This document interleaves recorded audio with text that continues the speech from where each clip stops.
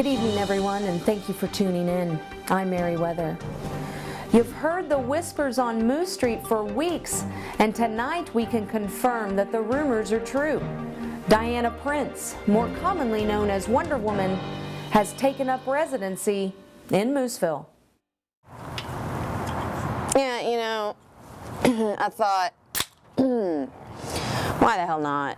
You know, I need to get out of the game, and I thought nobody's gonna look for me here.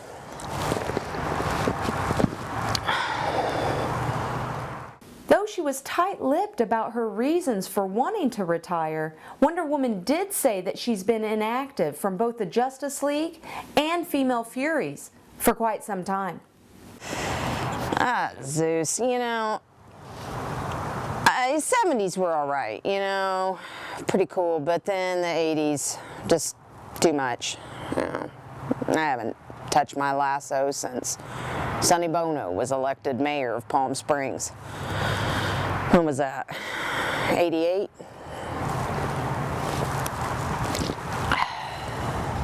Despite her decision to retire, most Moosevillians are pleased as punch that Wonder Woman has chosen Mooseville as her final resting place.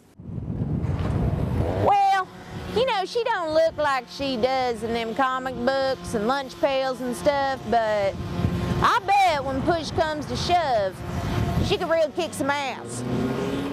At a press conference earlier today announcing the news, the mayor assured residents that Wonder Woman was here as a civilian, not a crime fighter. We are certainly glad she's here, and I am sure she will contribute to our town in all the ways one can expect from a former superhero / pop icon.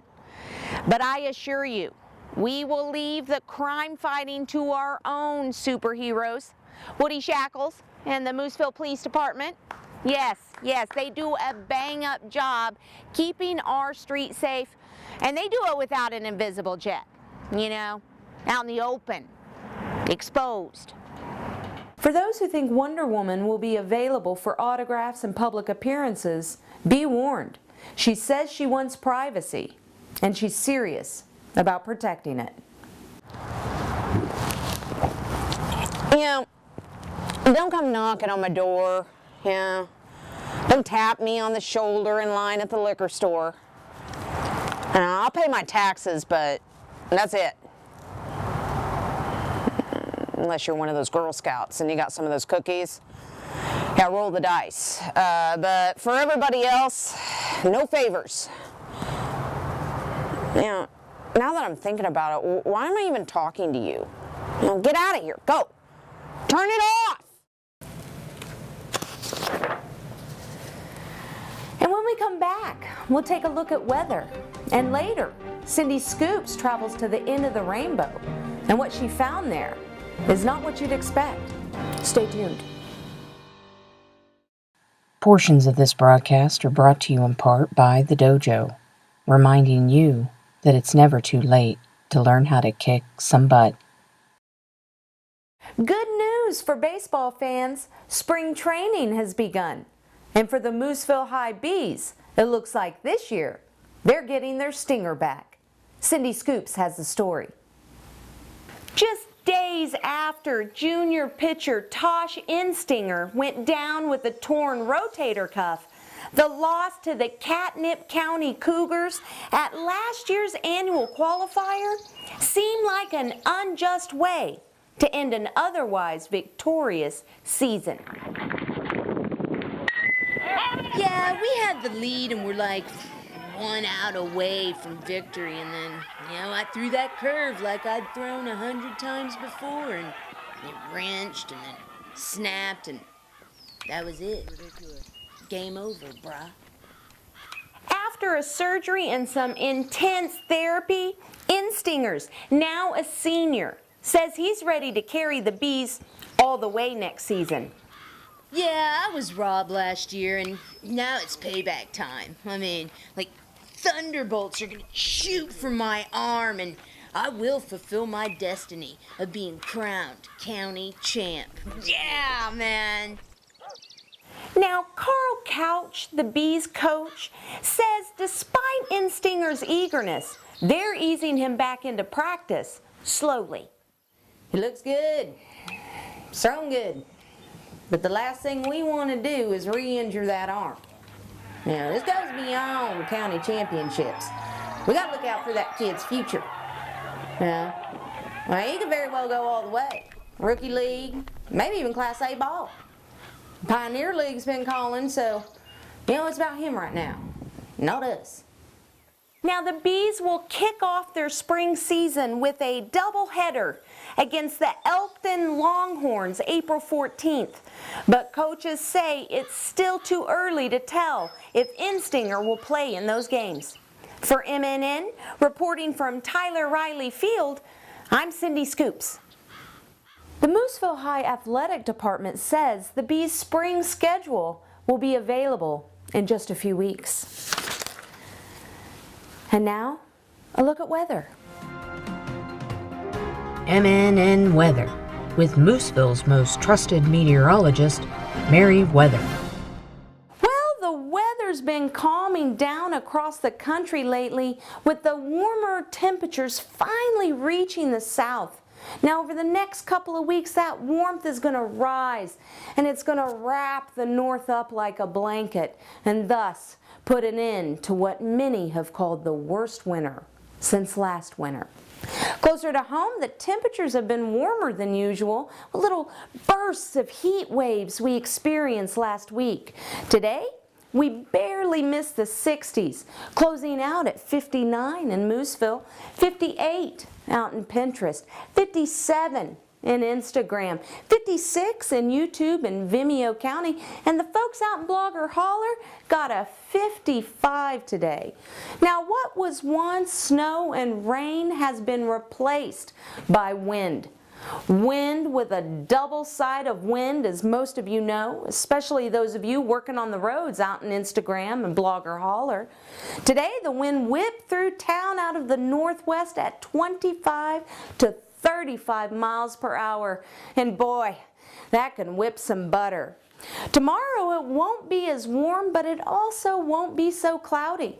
We can expect highs in the mid-50s, lows of 36, and the wind will still blast out of the northwest, but it'll back down a little before dusk. And now, here's a look at the rest of the week. Expect no real change in winds or temperatures throughout the mid part of the week, but as we roll over hump day and into the weekend, temperatures will swing into the 60s, even low 70s by Thursday, maybe even Sunday too. Well, there you have it, Mooseville. It's going to be a bit cool early in the week, but by Thursday things are going to warm up and we're going to get ourselves a heat wave, which will make this wind a whole lot more tolerable. And that was weather. After the break, Cindy Scoop shows us what's really waiting at the end of the rainbow. Stay tuned. Portions of this broadcast are brought to you in part by Mooseville High School Athletic Booster Club, the Booster Bees, asking you to support young athletes both on the field and in the classroom. Though St. Patrick's Day happened in Mooseville, Cindy Scoops ventured out and celebrated the holiday at the end of the rainbow. What she found there just might shock you. Here's Cindy Scoops. You might not believe it from where I'm standing, but just on the other side of this waterfall is a place many have dreamed of reaching, but no one ever has. I'm talking about the end of the rainbow. Way we go, and 3, clap. From the depths of Irish folklore, almost everyone has heard tales of leprechauns burying their gold at the end of the rainbow. But there are many naysayers out there who say finding the end of the rainbow is impossible. Well, I'm here to tell you that it does exist. And I talked with Toots O'Toole, the leprechaun who resides there. And he wants to set the record straight once and for all. It's not gold waiting at the end of the rainbow. It's mold. I've been telling him for 1,000 years. Stay away from me mold.